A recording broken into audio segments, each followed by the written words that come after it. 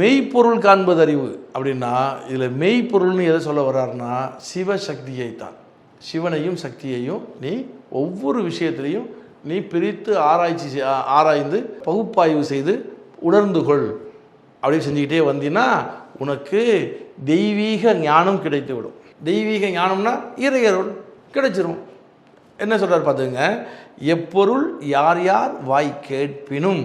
Right, ஒரு செயல் நடக்குதுன்னா அது நடந்து போச்சுன்னு பார்த்துட்டு வந்தவன் சொன்னான்னா நான் கேட்குறேன். உதாரணத்துக்கு இப்போது பொதுவாகவே எந்த ஒரு விஷயத்துலையும் சிவமும் இருக்கும் சக்தியும் இருக்கும். அது முதல்ல புரிஞ்சுக்கங்க. எந்த ஒரு விஷயத்திலையும் எந்த ஒரு நிகழ்விலையும் சிவமும் இருக்கும் சக்தியும் இருக்கும். நீங்கள் ஒரு விஷயத்தை பார்த்தீங்கன்னா ஓ அப்படியா சரி இதில் இதுதான் சிவம் இது சக்தி என்று நீங்களாக முடிவு செய்திடணும். அப்போது சக்தினா அசையக்கூடியது, இயங்கக்கூடியது, தள்ளக்கூடியது, தூக்கக்கூடியது, இதெல்லாம் சக்தி. சிவம்னா அது அறிவு, பேரறிவு நிலை.